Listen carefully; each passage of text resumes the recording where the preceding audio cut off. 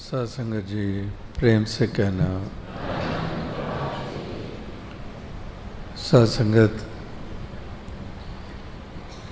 अभी आप अमोलक वचन श्रवण कर रहे थे, जो गीत कविता व्याख्यान के रूप में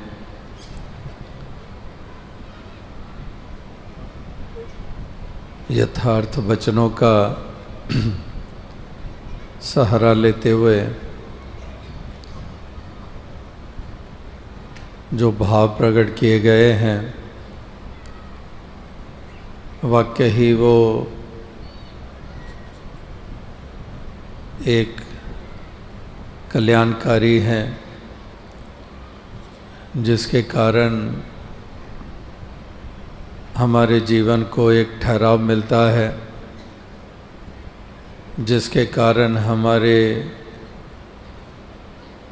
जीवन में सहजता आती है, जिसके कारण हमारे अकीदे और विश्वास परिपक्व होते हैं,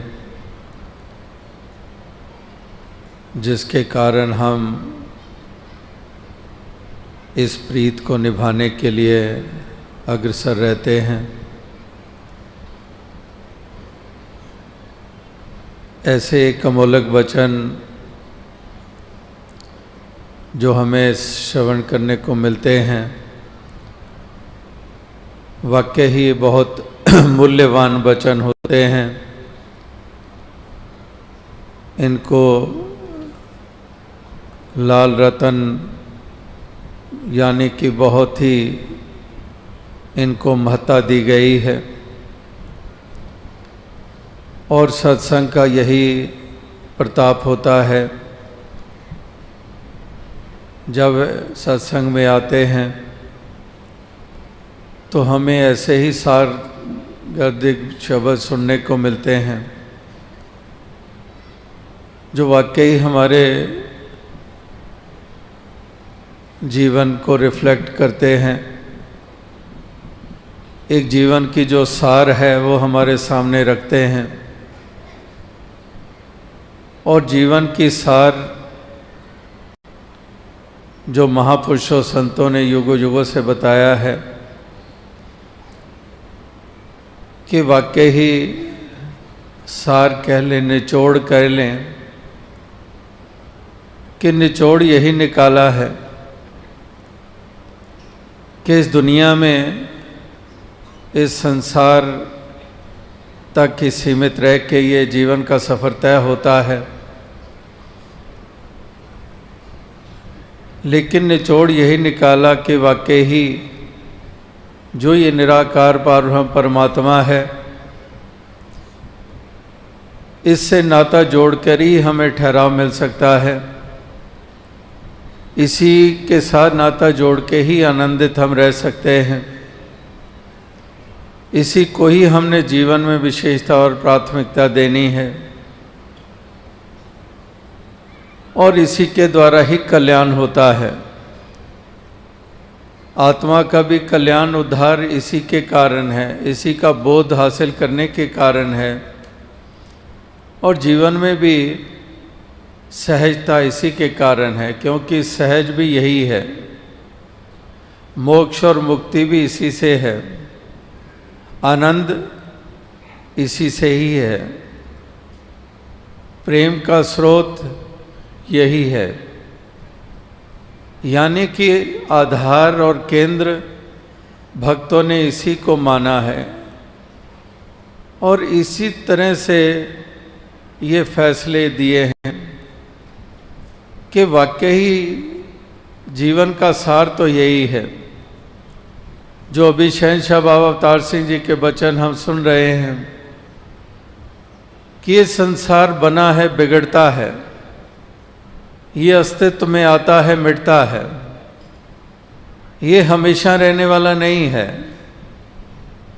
ना ये संसार रहता है, ना संसार में जो जन्म लेते हैं, अस्तित्व में आते हैं, वो भी शाश्वत नहीं है। तो इसलिए यहाँ पर शहंशाह बाबा अवतार सिंह जी भी यही बता रहे हैं कि इंसान अक्सर यही भ्रम कर लेता है कि जो क्षण भंगुर है उसको शाश्वत वाला दर्जा दे देता है। वो ये मान लेता है कि ये सच्चाई है, ये कायम रहनी है, और जो शाश्वत है, जो सत्य है, उसको मिथ्या मान लेता है। जैसे अभी भी आप श्रवण कर रहे थे कि अनेकों लोग हैं, चाहे वो जापान जैसे मुल्क में हैं या किसी और मुल्क में हैं, कितने ही नॉन बिलीवर्स हैं, कितने ही एथिस्ट हैं, कितने नास्तिक हैं, जो इस प्रभु परमात्मा के अस्तित्व में यकीन ही नहीं रखते हैं। यानी कि वही बात महापुरुष कहते हैं कि जो सत्य है उसको मिथ्या मान लेते हैं। यानी कि ऐसे लोग इसको मिथ्या मान लेते हैं कि ये कुछ भी नहीं है, नथिंग लाइक इट, ऐसा कुछ भी नहीं है। और जिसको शाश्वत मानते हैं, जिसको हकीकत मानते हैं, तो वो वास्तविकता में महापुरुषों ने कहा कि ये तो ढलती ही परछाइयाँ हैं, ये तो एक स्वप्न के मानिंद माना है कि वाकई ये सपने के समान है। जैसे सपने में भी एक भ्रम वाला ही समय बीत रहा होता है, जो हकीकत नहीं है वो हम सपने में देख रहे होते हैं, महसूस कर रहे होते हैं, वो सच्चाई होती नहीं है।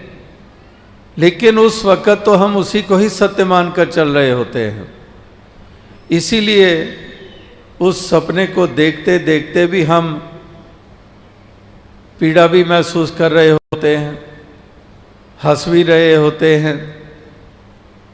एक राजा को सपना आ रहा है, वो पीड़ा महसूस कर रहा है, क्योंकि सपने में वो ये देख रहा है कि वो चल रहा है, पाँव में जूती भी नहीं है और कांटे उनके ऊपर चल रहा है, और पूरी पूरी पीड़ा महसूस कर रहा है।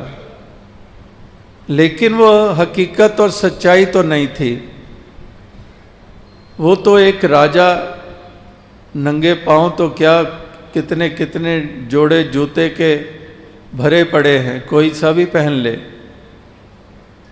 लेकिन सपने में वो हकीकत नज़र आ रही है, इसलिए उसका असर भी पूरा पूरा ले रहा है।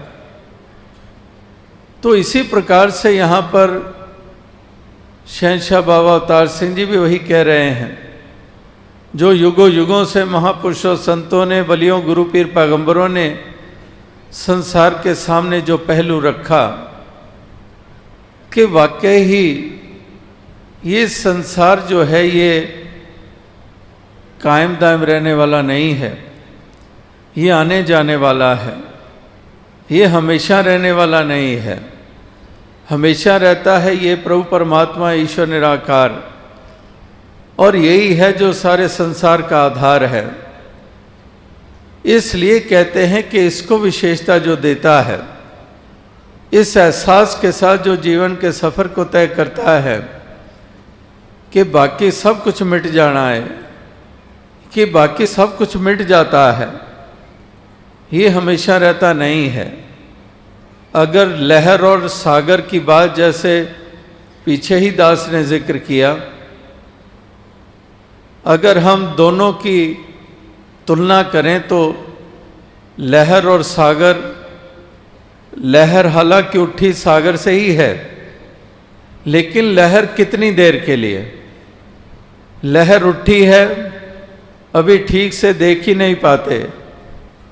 अगर कोई जाते भी हम समुद्र के किनारे और हमारे साथ हमारा परिवार वाला है या मित्र है और हमारी पीठ सागर की तरफ है और दूसरी तरफ देख रहे हैं, कुछ और देख रहे हैं, और वो हमें एकदम से कहता है देख कितनी ऊंची लहर, और बाय द टाइम हम अपना मुख मोड़ते हैं वो देखने के लिए, उस वक्त तक वो अलोप ही हो चुकी होती है। बस इतनी सी ही उम्र उस लहर की, अभी उठी है और मिट भी गई है। लेकिन सागर की तरफ इशारा करें, वो तो क्षण भंगुर नहीं है, वो तो अपनी जगह कायम है, वो लहर की तरह बना और मिटा नहीं है, वो उसी तरह से उसका वजूद कायम है। तो यहाँ पर भी बाबा अवतार सिंह जी यही कह रहे हैं कि माया जेड़ी रंग बिरंगी तेरा जी पर चाहुंदी है, पक्की गल समझ लै मेरी ए आउंदी ते जांदी है। यानी कि ये सब आने जाने वाला है। ये सारे संसार का वजूद और बनावट भी जो बताई गई है, कितने जिक्र आते हैं कि मिलियंस ऑफ ईयर्स पहले यहाँ पर डायनासोर्स थे या कोई और स्पीसीज थे, और फिर वो समय भी आ गया जब एक्सटिंक्ट हो गई, ख़त्म हो गई। वो हमें उनका वजूद नज़र नहीं आता है। इसी तरह से कई ऐसे स्थान बताए जाते हैं जहाँ पर पहाड़ हैं, चट्टानें हैं ऊंची ऊंची, और उसके बारे में बताते हैं कि यहाँ कभी समुद्र होता था। अभी तो ये ऊंचा पहाड़ नज़र आ रहा है, लेकिन ये सब this was all submerged under the water, के पानी के अंदर ही ये थे सब, और अभी हमें ऊंचे होके नज़र आ रहे हैं। यानी कि कहाँ पर एक सरीका हर चीज़ रहती है, हर चीज़ में ही अंतर होता चला जा रहा है। तो इसलिए महापुरुष संत जन कहते हैं कि जो दिसे सो सगल विनाशे, कि जो दिखाई देता है वो रहता नहीं है। तो इसलिए जो रहता है, जिसको कहते हैं कि आशिक सिर्फ बका दे हो, बका जो रह जाता है, यानी कि बका यही रह जाता है, ये परमात्मा ही रहता है। यही है जो कायम दायम रहता है, इसी के आशिक होते हैं। इसलिए दुनिया में उस कदर ग्रस्त नहीं होते हैं, और इसीलिए सुचेत करते हैं कि परछाइयों का ही पीछा करने वाले, जैसे वो मृग होता है, वो भागता है और सोचता है कि ये जल है और जल की तरफ बढ़ रहा है, लेकिन दरअसल वो जल होता नहीं है, वो एक मिराज होता है। वो इस प्रकार से उसको महसूस हो रहा होता है, लेकिन वहाँ पर कोई पानी नहीं होता है, जल नहीं होता है। और जब तक उस जगह पर पहुँचता है, वो पानी कहीं और आगे नज़र होना शुरू हो जाता है, और 4 कदम धरता है, वो पानी और आगे नज़र होना शुरू हो जाता है। यानी कि वो एक हकीकत नहीं होती है, वो सच्चाई नहीं होती है। तो इस तरह से वो भ्रम में ही भागता रहता है।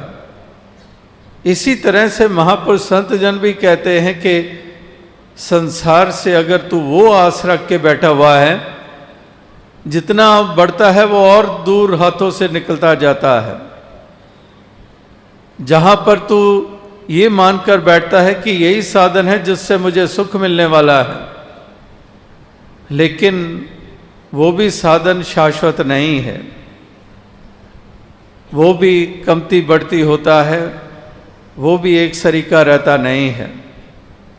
तो जो एक रहता है, कायम दायम रहता है, इसी सच्चे साधन को अपनाने की बात कर रहे हैं। जो आज भी महापुरुषों ने कहा कि जे सुख को चाहे सदा तो शरण राम की ले, कि संसार सदा रहने वाला नहीं है। हमारे मित्र दोस्त सदा रहने वाले नहीं हैं, हमारा परिवार रिश्तेदारी हमेशा रहने वाले नहीं हैं, हमारी ताकत, हमारी हुकूमत सदैव रहने वाली नहीं है। जिनको इंसान मानकर चलता है कि ये हुकूमत है तो बस पूरा ही आनंद और सुख है, लेकिन वो हुकूमत ही नहीं रहती तो सुख उसके साथ ही चला गया, आनंद उसके साथ ही चला गया। ये मित्र है, ये दोस्त है, ये रिश्तेदार है, वो भी किस तरह से आंखें फेर लेते हैं, किस तरह से गर्ज के ऊपर आधारित वो रिश्ते बने हुए हैं। वो गर्ज या हालात, इस माया के 3 नाम परसु परसा परस राम, वो सब उसी तरह से ही अपना असर रखते हैं, एक जैसा नहीं है। यानी कि हर चीज़ जो है दुनिया की, उसमें यही सिलसिले हैं जो हमें देखने को मिलते हैं। इसीलिए महापुरुषों ने पहले भी यही कहा है कि जगत की झूठी देखी प्रीत, अपने ही सुख को सब लागत क्या दारा क्या मीत।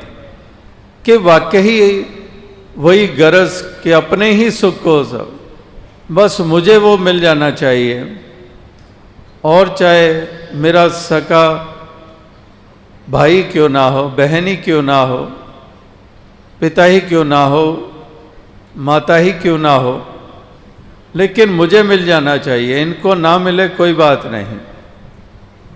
वही बात कि अपने ही सुख को सब लागत क्या दारा क्या मीत, जगत में झूठी देखी प्रीत। तो इस प्रकार से ये संसार में महापुरुषों ने जो बार बार इंसान को ध्यान दिलाने के प्रयास किए हैं, वही बात जो बाबा अवतार सिंह जी साधारण शब्दों का इस्तेमाल करके जो कह रहे हैं, जो माया रंग बिरंगी तेरा जी परचांदी है, वही मृग की तरह कि मृग भी भागता है, उसको भी कुछ वो ललचा रहा है, वो भरमा रहा है। तेरा जी परचांदी है, पक्की गल समझ ले मेरी, ए आंदी ते जांदी है। यानी कि वो सच्चाई, वो हकीकत नहीं है, वो सच्चा आधार नहीं है, वो शाश्वत वाला साधन नहीं है। तो इसलिए जो हमेश रहने वाला है, हमेशा रहने वाला है,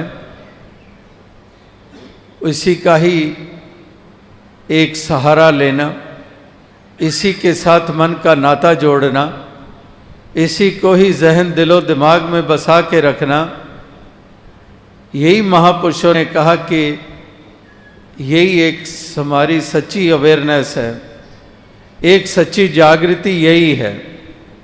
अगर हमने ये बात समझ ली, अगर ये हमने जान लिया, तो फिर वास्तविकता में हम उस भ्रम से ऊपर उठ जाते हैं और हम आनंद के पात्र बन जाते हैं। हम आनंद और सच्चे सुकून की महसूसियत करने लग पड़ते हैं और जान जाते हैं कि वाकई ही ये सब ढलती ही परछाइयाँ हैं। सुख दुनिया दे परछावें ने जेकर प्रीता पाएगा, तो वाकई ये ढलती हुई परछाइयाँ हैं। बादल की परछाई कितनी देर वो हमें छाया देती है और उसका पीछा करते भागते चले जाएं। हवा आती है, बादल आगे भागते हैं, हम और भागते हैं, वो और अदर भागता है और पीछे भागते हैं, और फिर वो भी बादल भी बिखर जाते हैं, छोटी छोटी टुकड़ियों में बढ़ जाते हैं। वो बादल जो इतना बड़ा आकार वाला बादल नज़र आ रहा था और इतने बड़े आकार में वो छाया दे रहा था, अब वो भी अपने आप में टुकड़ों में वो बट गया। वो बादल अब वो छोटे छोटे टुकड़ों में, अब छोटे छोटे टुकड़ों में बट गया। अब एक और असमंजस की स्थिति आ गई है कि अब इन टुकड़ों में भी किस टुकड़े के पीछे भागे। तो इस प्रकार से वही बात यहाँ पर कही जा रही है कि वाकई ये परछाइयाँ, ये वास्तविकता में इसी का ही इंसान सहारा लेता है, इसी का ही पीछा करता रहता है।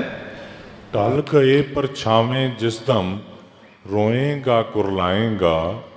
तो वाकई ही ये सब कुछ, हमारी जवानी, हमारी खूबसूरती, हमारी अमीरी, ये सब ताकतें, ये तन मन धन की, ये जो कुछ भी है, जैसे दास ने कहा कि कोई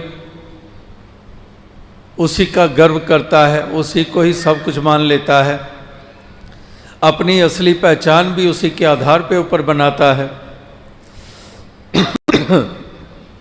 मैं हुकूमत वाला हूँ, मैं हाकम हूँ, तो कहते हैं कि उसी को इतनी विशेषता दी तूने, लेकिन वो भी हुकूमत भी कहाँ हमेशा रही। तो कहते हैं आज तख्त है, कल को तख्ता हिस्से में आ जाता है। कि एक तख्त व ताज, आज तख्त है और कल तख्ता हिस्से में आ जाता है। तो वही बात महापुरुष समझाने के प्रयास करते हैं कि वाकई ही ये दुनिया के सिलसिले ऐसे ही हैं, लेकिन एक और भी हैं जिनको साम्राज्य मिला है, जो हमेशा के लिए उनको राज मिल गया। आज भी हम ईस्टर का त्यौहार मना रहे हैं दुनिया भर में, जहाँ हज़रत ईसा मसीह जी को जो सूली पे लटकाया गया, जो गुड फ्राइडे हमने 2 दिन पहले मनाया, वही गुड फ्राइडे जब उनको कीले गाड़े गए और ईस्टर कहते हैं कि रेसरेक्शन हुई, कि वो हज़रत ईसा मसीह जी का इस प्रकार से फिर से सामने आना और उसको ईस्टर का त्यौहार के रूप में दुनिया भर में मनाया जाता है।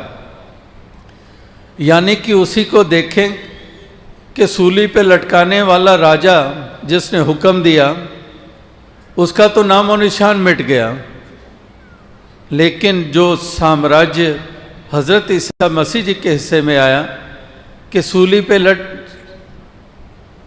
लटक जाने के बावजूद उनका राज्य आज तक कायम है। यानी कि वो ढलती हुई परछाइयों वाला सिलसिला नहीं है, वो खूबसूरतियाँ भी ढल जाती हैं, हुकूमतें भी ढल जाती हैं, शरीर की ताकतें भी ढल जाती हैं, ये सब कुछ ढल जाता है। तो महापुरुष कहते हैं कि वाकई ही इसी से ही हम अंदाज़ा लगाएं। एक और इसी का बयान किसी शायर ने दिया कि एक बड़े साम्राज्य वाले बड़े राजा महाराजा भी कि अपने जो उनका आसन होता है, सिंहासन होता है, कि वो अपने सिंहासन पर भी मुरझा जाते हैं और किस प्रकार से जो ऐसे हैं जो सलीबों और सूली पे भी एक खिल उठते हैं। यानी कि महापुरुष संत जन किस प्रकार से अनेकों ढंगों से यही एक बात समझाने के प्रयास करते हैं, जो यहाँ पर शहंशाह बाबा अवतार सिंह जी भी ये सब के जहन दिलो दिमाग में बसाने का ही जो प्रयास कर रहे हैं। जो कुछ अखी नजरी आउंदा आवन जावन वाला ये, वही बात जो पहले कही कि जो दिसे सो सगल विनाशे, कि वाकई ही जो दिखाई दे रहा है, जिन आँखों से देख रहे हैं ये आँखें ही नहीं रहती हैं, तो जो दृश्य हैं वो कहाँ हमेशा रहेंगे। यानी कि ना दृश्य रहते हैं, ना जिन आँखों के द्वारा दृश्य देखते हैं वो आँखें भी नहीं रहते हैं, वो आँखें भी नहीं रहते हैं जिन आँखों के ऊपर भी मान अभिमान करता है, कहते हैं ये आँखें भी नहीं रहते हैं। तो इस तरह से कभी जो फरीद जी जैसे महापुरुषों ने, सूफी संतों ने भी जो कहा है कि वाकई ही ये आँखें भी जिन लोयण जग मोया से लोयण में डिठ, कज्जल रेख ना सेंधिया से पंखी सुए बहेट, कि जिन ऐसी कोमल आँखें जिन जो काजल की रेखा भी नहीं सहन कर सकती, इतनी कोमल सी आँखें, तो वही कहते हैं कि जिन लोयण जग मोहया, इन आँखों ने कितनों को मतवाला किया, कितनों को मोह लिया। ऐसी आँखें जिन लोयण जग मोहया, मोह लिया जग को, से लोयण में डिठ, कि उन आँखों को मैंने देखा है जो कज्जल रेख ना सहन दिया, जो काजल की रेखा तक नहीं सहन सकती कर सकते, से पंखी सुए बहेट, कि वहाँ तो कह रहे हैं कि अब वो शरीर मौन पड़ा हुआ है, एक लाश सी पड़ी हुई है, और वही आँखों के ऊपर परिंदा, और वहाँ पर ही परिंदा अपने बच्चे अंडे दे रहा है। तो कहने का भाव क्या है यानी कि बाकी सब कुछ जर्जर सा हो जाता है। जो आज हमें बहुत विशेष करके महसूस हो रहा होता है, उसको कितनी हम विशेषता प्राथमिकताएं देते हैं, और इतनी प्राथमिकताएं देते हैं कि इस मालिक खालिक को ही विसार देते हैं, इसी को भुला देते हैं। जैसे थोड़ी देर पहले भी महापुरुष जिक्र कर रहे थे कि दातार और एक दाते, एक जो दातार है और एक जो दातें देता है। जैसे वो शायर ने भी कहा है कि ख्याल रिज़्क़ है, राज़क़ का कुछ ख्याल नहीं, कि रिज़्क़ का ख्याल है, राज़क़ का ख्याल नहीं है। इसी तरह से महापुरुष अक्सर यही ध्यान दिलाते हैं कि जो दाता है इसकी तरफ ध्यान नहीं जाता है, दातों में ही इतने उलझ जाते हैं। जो आज भी महापुरुषों ने जिक्र किया, और बहुत बरस पहले बाबा गुरबचन सिंह जी की हाज़िरी में ही महापुरुष संगत में ही सुना रहे थे। कह रहे थे कि बड़ा टीवी टेलीविज़न चले यहाँ पर, हालांकि इतने प्रोग्राम नहीं भी आते थे, और टेलीविज़न जो बाज़ार में आए लोगों ने लेने शुरू किए, तो वो महापुरुष कहने लगा कि मेरे बच्चे मेरी जान खा गए कि टीवी लेके आओ, टीवी लेके आओ। वो नहीं लाए, बाकियों के घरों में आ गया है, हमारे घर नहीं आया है। तो कहते वो टीवी आ गया। अब टीवी आ गया, जिस साध संगत से अरदास की, प्रार्थना की और कृपा हुई, टीवी आ गया। अब टीवी ने इतना उलझा दिया कि हम उस संगत तक ही नहीं पहुंच पा रहे हैं, हम वहीं पर ही चिपके रहते हैं। यानी कि जहाँ कह भी रहा है कि साध संगत की कृपा हुई है, और जहाँ से कृपा हुई है वहाँ तक भी पहुँचना दुश्वार हो गया है, क्योंकि जो मिला है वही इतना प्रभावशाली हो गया कि उसी में ही गलतान हो गए। तो इस तरह से साधारण साधारण मिसालें देकर महापुरुष संत जन यही कुछ समझाने के प्रयास करते हैं। अकलों अन्ना मूर्ख बंदा जो इस दामत वाला है। तो वाकई ही उसी को ही अंधापन कहा गया है। जो दास ने पहले बात कही कि जो झूठ को सच करके मान रहा है और सत्य को मिथ्या मानकर चल रहा है, वही एक प्रकार का अंधापन ही है, कि वो अंधापन ही है, क्योंकि हकीकत और सच्चाई नहीं देख रहा है। वो एक अज्ञानता और भ्रम के ऊपर आधारित ही उसकी दृष्टि बनी हुई है। तो इसलिए उसको मूर्ख भी कह देते हैं, उसको अंधा भी कह देते हैं। तो इस तरह से ये संसार की हालत का बयान किया जा रहा है कि ऐसी मूर्खता, ऐसा अंधापन ये लगातार संसार में देखने को मिलता है। हालांकि ये आंखें हैं, दृष्टि, ये वाली आंखें जो चेहरे पे लगी हुई हैं, ये आंखें हैं, लेकिन आंखें होने के बावजूद अंधापन है, क्योंकि जो असल में आंखें हैं वो नहीं है। और उधर सूरदास के पास ये आंखें नहीं हैं। ये हरा पीला लाल सुंदरता, ये पहाड़, कुदरत, कायनात, ये नज़ारे सुंदर नहीं देख पा रहे हैं, वो आंखें नहीं हैं सूरदास के पास। लेकिन जो आंखें हैं वो सच्चाई देख रही हैं, वो हकीकत देख रही हैं। तो आओ साथ संगत, अंधापन क्या है, असली नज़र क्या है, मृतक कौन है और जीवित कौन है, ये सब महापुरुषों ने परिभाषाएं बताई हैं। और यहाँ पर भी उसी परिभाषा के अनुसार ही बताया जा रहा है कि वाकई ही अंधापन यही है जो इंसान की अवस्था है, इंसान किस दृष्टि से देखता है, इंसान की प्राथमिकताएं क्या है, इंसान किस चीज़ को विशेषता देता है। तो वहीं पर ही ये साबित होता है कि आँखों वाला है ये, या फिर अभी भी अंधकार ही छाया हुआ है। तो इस तरह से ये महापुरुष संत जन यही इंसानों को युगों युगों से संदेश और पैगाम ये देते आ रहे हैं कि वाकई ही जो सहजता हमारे जीवन में आनी है, वो इसी शाश्वत के कारण आनी है, इसी का आधार लेने से ही होना है ये संभव। तभी ये सब्र और संतोख भी हमारे जीवन में आना है, क्योंकि इसी को ही हम विशेषता देते हैं। चलदे नाल प्रीतां ला के आखिर रोना पैंदा ए।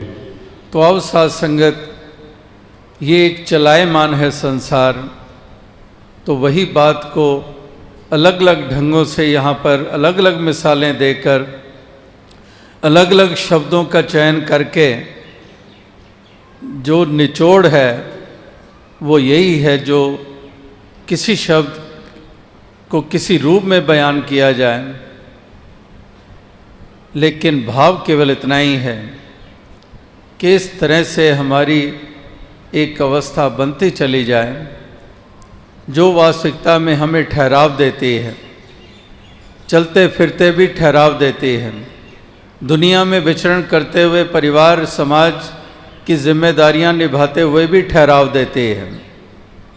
और इसी तरह से ही ठहराव मिला कबीर जी को, रविदास जी को, तुकाराम जी को, कितने कितने महापुरुष जिनके भक्तों के हम नाम लेते हैं, जीवन उनका भी चलायमान था, यानी कि जिम्मेदारियां वो भी निभा रहे थे, वो पारिवारिक सामाजिक जिम्मेदारियां निभ रही थी, लेकिन उस चलने के बावजूद फिर भी ठहराव था। तो इस तरह से ये ठहराव जीवन में आता है इसी ठहरे हुए के कारण कि तमाम हमारे कर्म भी हो रहे हैं, जिम्मेदारियां भी निभ रही हैं, मेहनत मुशक्क़त भी हो रही है, जीवन में उतार चढ़ाव भी आ रहे हैं, लेकिन उसके बावजूद एक ठहराव मिला हुआ है। तो इस तरह का ठहराव जीवन में तभी आता है, जो ठहरा हुआ है उसी का आधार ले लेते हैं।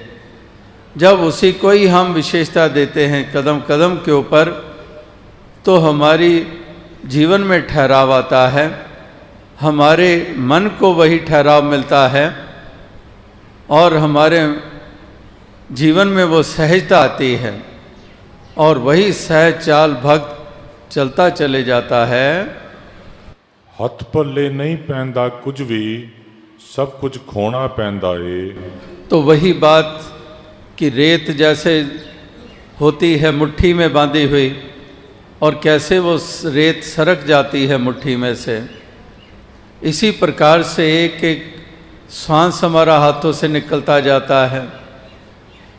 इस तरह से हर चीज़, और वही बात जो माटी कोड़ा माटी जोड़ा माटी के असवार, हच खेड़ फिर माटी होई पैंदी पाँव पसार के वाकई ही सब मट्टी ही है और मट्टी विच मिल जाना। खाकी खाक स्यों रल जाना तू कदे ताहों से आना, कि एक खाक की पुतला जो है वो खाक में मिल जाता है। खाकी खाक स्यों रल जाना तू कदे ताहों से आना, कि ये सूझबूझ कब तुझे आएगी, ये समझ तुझे कब आएगी, ये हकीकत तब तू समझेगा। तो इस तरह से यहाँ पर भी यही समझाने का प्रयास कि खाकी खाक स्यों रल जाना तू कदे ताहों से आना, हंस खेड़ फिर माटी होई और पैंदी पाँव पसार, माटी कोड़ा माटी जोड़ा माटी के असवार, कि सब कुछ ही मट्टी तो बताया है, एक खाक ही बताया है। तो इसलिए ये हकीकत अगर ध्यान में रहती है, ये सच्चाई का एहसास अगर रहता है, तो ना अहम के शिकार होते हैं और ना इसमें गलतान होते हैं, ना इन सभी चीज़ों में खचित होते हैं। वो न्यारापन बना रहता है, वो जल में कमल के फूल मानिंद वो अवस्था रहती है कि जल में रहकर जल से न्यारा, कि साधु रह के दुनिया अंदर वांग कमल दे न्यारा रहे, कि कमल के मानिंद वो जल में रहकर भी जल से न्यारा है। तो यही न्यारापन ये महापुरुष संत जन ही संसार में दर्शाते हैं कि किस प्रकार से वो इससे न्यारे रहते हैं। ये प्राप्त होना, कुछ खो जाना, यश मिल जाना या अपयश प्राप्त हो जाना, तो उस सभी चीज़ों में से गुज़रते हुए वो अपनी अवस्था को सहज जो बनाए रखते हैं, वाकई उनकी कितनी महानता होती है। जो नर दुख में दुख नहीं माने, सुख स्नेह और पहने ही जाके कंचन माटी माने, कि ना एक निंदा का असर ना यश का असर। जे लोग सलाहें ता तेरी उपमा, जे निंदेता छोड़ ना जाए। कि इस प्रकार से श्लाघा होती है तो आपे से बाहर नहीं हो जाता है, अभिमान में नहीं आ जाता है, अहंकार में नहीं आ जाता है, इतना फूल नहीं जाता है कि दूसरों को नीची दृष्टि से देखने लग पड़े। जे लोग सलाहें, अगर श्लाघा हो रही है उसका भी असर नहीं ग्रहण करता है, क्योंकि वो श्लाघा ये जानता है कि प्रभु की ही है, कि मालिक की ही है, इसी की ही कृपा है, मेरा तो कोई वजूद ही नहीं है, मेरा तो कोई अस्तित्व ही नहीं है। तो इसलिए श्लाघा है उसका भी असर नहीं करता है।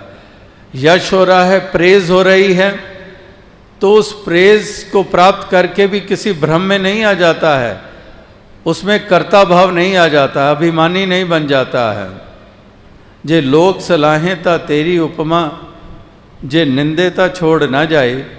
अगर कोई निंदा करता है तो इतना मायूस भी नहीं हो जाता है और कहीं घर बैठ जाए कि मेरी तो निंदा हो रही है, वो बैठ नहीं जाता है, वो उसके अपने कदम वो चलते ही रहते हैं, क्योंकि दुख और सुख से भी ऊपर है, यश और अपयश से भी ऊपर है।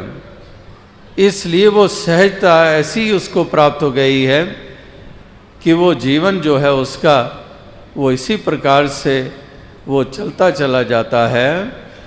नाल संत दे प्रीत करे जो, सुख ओ सारे पा लैंदा है।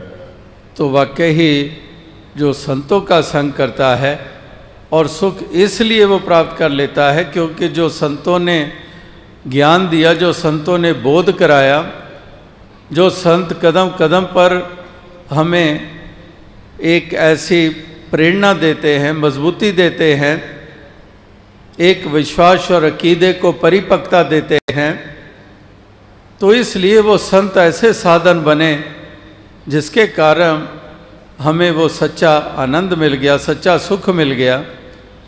वो संतों के संग के कारण ही हुआ, क्योंकि संतों ने हमें वो बोध कराया, वो ज्ञान दिया, वो उजाला दिया, वो हमारी सोच ऐसी बनाई। इसलिए इस जीवन की चाल को कैसे चलना है, कैसे हमने इन सब में से गुजरना है, वो सब ढंग, वो सलीका हमें बताया। और इसीलिए हम वो सुख की महसूसियत करते हैं, वो आनंद की महसूसियत करते हैं। संत अवतार करे जे कृपा, अपने नाल मिला लैंदा है। तो इस प्रकार से अपने साथ मिला देता है, यानी कि इस मालिक से जोड़ लेता है। और क्योंकि जो मिला रहा है वो ब्रह्म ज्ञानी है, और ब्रह्म ज्ञानी जो है और उसमें और इस मालिक के में कोई भेद नहीं है। ब्रह्म ज्ञानी का सकल आकार, ब्रह्म ज्ञानी आप निरंकार। तो इस प्रकार से वो अपने साथ ही मिला लेता है, यानी कि निराकार के साथ मिला देता है। और निराकार के साथ ही जब मिल गए तो फिर वास्तविकता में अब जो सफ़र तय हो रहा है वो सफ़र तय होता है उस दृष्टि के द्वारा जो झूठ को झूठ करके देख रही है, जो सत्य को सत्य करके देख रही है, जो मिथ्या को मिथ्या करके देख रही है, जो शाश्वत को शाश्वत करके देख रही है। तो इस तरह से वो दृष्टि मिल गई है और फिर हकीकत में ही हमारा वास हो गया है, अब सच्चाई में ही वास हो गया है, अब जीवन मुक्ति के ही हम भागीदार बन गए हैं। एक मोक्ष और मुक्ति ही हमारे हिस्से में आ गई है। जो आत्मा मोक्ष और मुक्ति की पात्र बन गई है, पर लोक सुहेला इसी के कारण हो गया है। और लोक की यात्रा भी एक सहज हो गई है, क्योंकि जिन ब्रह्म ज्ञानियों का संग मिला, उन्होंने जो हमें सोझी दी, उन्होंने जो ज्ञान उजाला दिया, उसी ज्ञान उजाले के अंतर्गत ही हम जीवन के सफ़र को तय कर रहे हैं। तो फिर वास्तविकता में एक हमारे जो हमारी अवस्था है वो ऊंची अवस्था हो जाती है। फिर जीवन में हम उसी सहज चाल को चलते चले जाते हैं। ये कदम फिर डगमगाते नहीं हैं, फिर हम एक्सट्रीम्स में जाते नहीं हैं। एक आज भी गौतम बुद्धा जी का जिक्र हुआ और उनकी भी शिक्षाएं जो है जब वो बताई जाती हैं तो उसमें मिडल पाथ का जिक्र आता है। मिडल पाथ का मतलब ही यही है कि एक्सट्रीम्स नहीं है वहाँ पर। वो सहज जिसको हम कह रहे हैं, सहज चाल कह रहे हैं, सहजता जिसको हम कह रहे हैं, वो वही मध्य मार्ग है। वही जो नर दुख में दुख नहीं माने, सुख स्नेह और पहने जाके कंचन माटी माने, यानी कि वो सहज चाल है, मिडल पाथ। एक्सट्रीम्स नहीं है कि यश हुआ तो वापस से बाहर हो गया और अगर विपरीत कुछ हिस्से में आ गया तो बिल्कुल ही नीचे चला गया, बिल्कुल ही बैठ गया, कदम ही रुक गए। और पहले इतना नशे में चूर और दूसरों के पाँव ही के ऊपर पाँव रखकर उनको ही कुचल कर आगे भागता चला जा रहा है। यानी कि दोनों ही एक्सट्रीम्स से ऊपर मिडल पाथ। यही महापुरुषों ने कहा कि घर ही में भोग, घर योग घर ही में, कि इस प्रकार से ये ऐसा सलीका जीवन जीने का ये भक्तों महापुरुषों को ही प्राप्त हुआ है। ये ढंग उन्हीं को आया है और वही संसार को वो ढंग प्रदान करने के लिए ही अपने योगदान देते आए हैं। संत अवतार करे जे कृपा अपने नाल मिला लेंदा है। तो इस प्रकार से ये ऐसी अवस्था प्रदान कर देता है संत कि अपना ही रूप दे देता है। संत संग कबीरा बिगड़ो, सो कबीर रामे होए निबर्यो। कि इस प्रकार से संत संग कबीरा बिगड़ो, कि संतों का संग हुआ, ऐसा प्रताप हुआ कि रामे होए निबर्यो, कि ऐसा ऊंचा दर्जा हमें मिल गया, ऐसी ऊंची अवस्था मिल गई कि प्रभु का रूप ही बना दिया हमें। तो आओ साथ संगत, क्योंकि प्रभु खुद बजाते खुद आप ही इन सब से न्यारा है। ये 9 चीज़ां दृष्टमान ने जिसनों कहंदे माया है, 10वां ब्रह्म इन्हां तो वखरा इन्हां विच समाया है। कि वाकई ही वो न्यारापन जो है वो मालिक का ही है। तो इसलिए इसी मालिक का जब ये न्यारापन है और इसी से जब नाता जुड़ गया तो फिर उसका भी न्यारापन प्राप्त हो जाता है। तो आओ साथ संगत, यही अरदास, यही प्रार्थना की दातार कृपा करें, सबको ऐसी तौफीक दे, शक्ति दे, सामर्थ्य दें, ताकि सभी इस सच्चाई का एहसास करते हुए इस जीवन के सफ़र को तय करते चले जाएं, जीवन का आनंद लेते चले जाएं और ऐसी सहज चाल ये जीवन की ये बनती चली जाए। यही एक अरदास, यही प्रार्थना, यही शुभकामना है। साथ संगत जी, धन्य।